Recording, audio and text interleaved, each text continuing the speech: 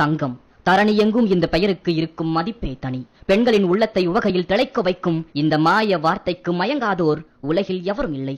பிறப்பு முதல் இறப்பு வரையும் பிறப்பிற்கு பிறகும் மக்களை ஆட்டுவிக்கும் இந்த ஈடில்லா உலோகம் உருவாகும் இடம் தெரியுமா உங்களுக்கு? இன்றல்ல, நேற்றல்ல, இன்றைக்கும் சுமார் 30,000 ஆண்டுகளுக்கு முன்னரே மக்கள் பொன்னுக்கு மயக்கம் காண துவங்கிவிட்டார்கள். மேரு மலை என்றும் தங்க மலை என்றும் சங்க பாடல்கள் போற்றி கூறும் இந்த மலையை இன்று உலக வரைபடத்தில் நாம் எங்கு தேடினாலும் கண்டடைய முடியாது.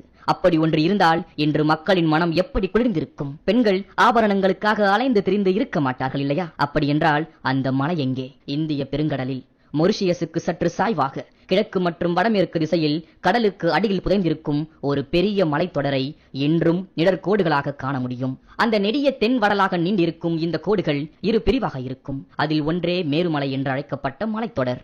இந்த மலையை குடைந்து தங்கம் வெட்டி எடுக்க சீனத்தில் இருந்தும் அரேபியா கருப்பினத்தவரையும் அன்றைய பாண்டியர்கள் அடிமைகளாக பணியமர்த்தி இருந்தனர். அவர்களுக்கு பொன் தோண்டி இரும்புகள் என்று பெயர். மேருமலையில் இருந்து வெட்டி எடுக்கப்பட்ட தங்கம் குமரி கண்டத்தில் வசித்த பெண்களின் உடல்களில் தகித்து மின்னிய காட்சியை சங்க இலக்கியங்கள் தெளிவாக விளக்கியிருக்கிறது. தங்கத்தை அணிகலனாக பயன்படுத்தியது மட்டுமல்ல, அந்த தங்கத்தை தகடுகளாக வார்த்து அதை பரப்பி சூரிய ஒளியில் மின்னவிட்டு மின்கலன்களை உருவாக்கி விளக்குகளை எரிய விட்டனர் தமிழர்கள் என்பதற்கான ஆதாரமும் கிடைத்திருக்கிறது. தங்கத்தை முதலில் கண்டறிந்து அதை பயன்படுத்திய தமிழர்கள் தான் கிமு முதல் நூற்றாண்டு முதல் தோடுபேட்டா மலையின் சாரல்களில் இருந்த மண்ணை எடுத்து சலித்து அதில் இருந்த தங்கத்தை தனியே பிரித்து இந்த அகண்ட பாரதமெங்கும் பரப்பினர். சிந்து சமவெளி மற்றும் மொஹஞ்சதாரோவில் பயன்படுத்தப்பட்ட தங்கமும் டோடுபேட்டா மலையில் கிடைத்த தங்கமும் குணத்திலும் தரத்திலும் ஒத்து போவதை வரலாற்று ஆய்வாளர்கள் ஒப்புக்கொண்டிருக்கின்றனர். பிறகு டோடுபேட்டா மலைப்பகுதியை உள்ளடக்கிய நிலப்பரப்பிற்கு ஆட்சிக்கு வந்த கங்கர்கள் மலையை குடைந்து தங்கம் வெட்டி எடுக்கும் பணியை செய்தனர். சோழர்கள், பாண்டியர்கள் இந்த நிலப்பரப்பை தங்கள் கட்டுப்பாட்டில் கொண்டு வந்த நேரத்தில் இந்த மலையில் தங்க கிணறுகளை வெட்டும் பணியை தீவிரமாக மேற்கொண்டனர் என்பதற்கான வரலாற்று ஆதாரங்கள் இருக்கின்றன.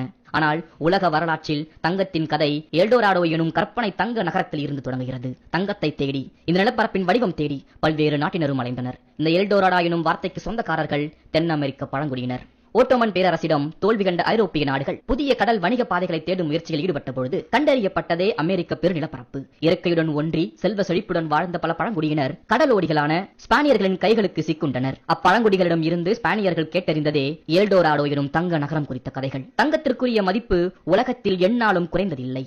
இவ்வாறு இருக்க ஒரு தங்க நகரமே இருக்கிறது என செவியுற்ற ஸ்பானியர்கள் அந்நகரை கண்டடைய பெரும் முயற்சியில் இறங்கினர். வழிநெடுகிலும் பல இன்னல்களை சந்திக்க வேண்டியதாயிற்று. அந்நியர்களை எதிர்த்த பழங்குடிகள் கொன்று அழிக்கப்பட்டனர். ஆக்கிரமிப்பாளர்கள் தரப்பிலும் சேதம் அநீகம். எனினும் செலுத்திய உயிர் விலைக்கும் பொருள் விலைக்கும் பதில் கிடைத்தபாடில்லை. எல்டோராடோ ஒரு கனவு நகரமாகவே போனது. ஆனால் நினைவுலகில் ஒரு தங்க நகரம் இருந்தது. அது கனவு நகரமான எல்டோராடோவில் இருந்து வெகு தொலைவில் தக்காடா பீடபூமிக்கு அடியில் உறங்கிக் கொண்டிருந்தது. அந்த இடம்தான் தற்கால கோலார் தங்க வயல். கர்நாடகாவின் தென்கிழக்கு பகுதியில் அமைந்துள்ள இந்த பகுதி தெற்கு கோலார் மாவட்டத்தின் தலைமையகத்தில் இருந்து 30 கிலோமீட்டர் தொலைவில் உள்ள ராபர்சன்பேட்டை தாலுகாவில் பெரிய சுரங்கமாக இன்றும் உள்ளது. மற்றும் ஒரு மார்க்கம் பெங்களூரு சென்னை விரைவு சாலையில் பெங்களூருவுக்கு கிழக்கே 100 கிலோமீட்டர் தொலைவில் கேஜிஎஃப் டவுன்ஷிப் உள்ளது. இந்த பகுதியில் மண்ணுக்கடியில் அதிக அளவு தங்கம் இருப்பதாகவும் அதை மக்கள் எடுக்க முயற்சித்த வண்ணம் உள்ளதாகவும் பல செய்திகள் வெளிவரத் துவங்கியது. அதுவரை ஒரு அரசாங்கமோ அல்லது அதன் கட்டுப்பாட்டில் இருந்தவர்களோ எடுத்து வந்த தங்கத்தை அடைய எல்டோராவை தேடி திரிந்த கூட்டம் பேராசை கொண்டு முயற்சிகளை தொடங்கியது. கோலார் தங்க வயலில் தங்கம் எப்போதிருந்து கிடைக்க துவங்கியது என்பது பற்றிய மாறுபட்ட தகவல்கள் சொல்லப்படுகின்றன. கிபி 77இல் இப்பகுதியில் பயணம் செய்த ரோமா சாம்ராஜ்யத்தின் பிளைனி என்பவர் இங்கே தங்கம் கிடைத்தது என்பதை பதிவு செய்துள்ளார். வட இந்தியாவின் பல பகுதிகளில் நடத்தப்பட்ட அகழ்வாய்வில் கிடைத்த ஏறக்குறைய அதே காலகட்டத்தை சேர்ந்த தங்க நாணயங்களை அசுத்த பரிசோதனைக்கு உட்படுத்திய போது அவை கோலாரில் இருந்து வடக்கே சென்றிருப்பதற்கான சாத்தியங்கள் இருப்பது கண்டறியப்பட்டுள்ளது. சோழர் காலத்திலும் திப்பு சுல்தானின் காலத்திலும் கோலார் பகுதியில் தங்கம் எடுக்கப்பட்டது பற்றிய வரலாற்று குறிப்புகளும் உள்ளன. 1799 ஸ்ரீரங்கப்பட்டினம் போரில் திப்பு சுல்தானை கொன்ற பிறகு ஆங்கிலேயர்கள் கோலாரையும் அதை சுற்றியுள்ள பகுதியையும் கைப்பற்றினர் என்று அவருக்கு தெரிய வந்தது. சில காலத்திற்கு பிறகு ஆங்கிலேயர்கள் இந்த நிலத்தை மைசூர் மன்னருக்கு வழங்கினர். ஆனால் கோலார் நிலத்தை ஆய்வுக்காக அவர்கள் தங்களிடம் வைத்திருந்தனர். 1800களின் ஆரம்பத்தில் இந்தியாவில் விரிந்து வந்த தங்களின் ஆட்சியை இலகுபடுத்தவும் வரி வசூலிப்பை மேற்கொள்ளவும் பிரித்தானிய அரசு இந்திய நிலங்களில் அளவையும் எல்லைகளையும் சர்வே எடுக்க ஒரு குழுவை நியமித்தது. அக்குழுவுக்கு தலைமை தாங்கியவர் லெப்டினன்ட் ஜான் வாரன். மைசூர் சமஸ்தானத்தின் கிழக்கு எல்லைகளில் சர்வே பணியில் ஈடுபட்டிருந்த போது வாரனின் காதுகளுக்கு ஒரு தங்கச் செய்தி கிட்டியது.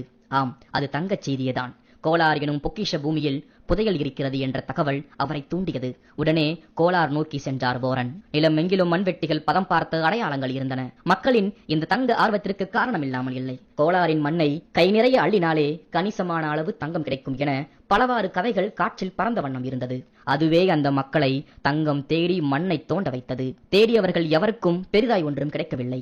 சிலருக்கு நெல்மணி அளவு தங்கம், பலருக்கு கைகள் நிறைய புழுதி. கோலாரின் வரலாற்றையும் அதன் தங்கம் குறித்து நிலவிய கதைகளையும் அறிந்த போரோன் 2 ஆண்டுகள் அங்கேயே தங்கி கோலார் பற்றிய ஆய்வுக் கட்டுரை ஒன்றை எழுதினார். கட்டுரையோடு நின்று விடாமல் கோலாருக்கு அருகே இருந்த பழைய மாரிக்குப்பம் பகுதி இளைஞர்களை சேர்த்துக் கொண்டு தங்கச் சுரங்க வேலைகளை ஆரம்பித்தார் போரன். எனினும் அதில் அவரால் வெற்றியை காண முடியவில்லை.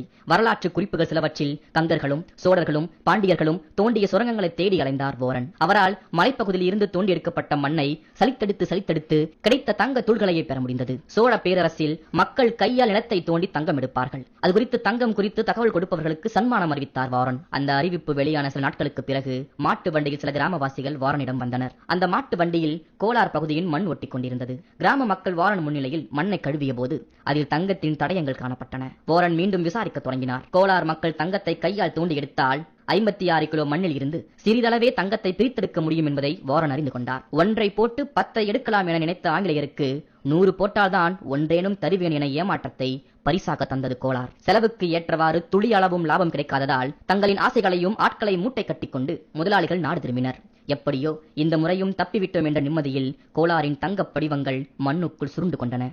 1871 நியூசிலாந்தில் இருந்து இந்தியா வந்த பிரிட்டிஷ் சிப்பாய் மைக்கேல் ஃபிட்ஸ்ஜெரால்ட் லேவல் பெங்களூரில் தனது இல்லத்தை அமைத்தார். அவர் படிப்பதில் அதிக நேரத்தை செலவிட்டார். இதற்கிடையில் அவர் 1804 ஏசியாட்டிக் ஜர்னலில் வெளியான 4 பக்க கட்டுரையை படித்தார். அதில் கோலாரில் கிடைக்கும் தங்கம் பற்றி கூறப்பட்டிருந்தது. அக்கட்டுரையால் கோலார் மீதான அவரது ஆர்வம் அதிகரித்தது.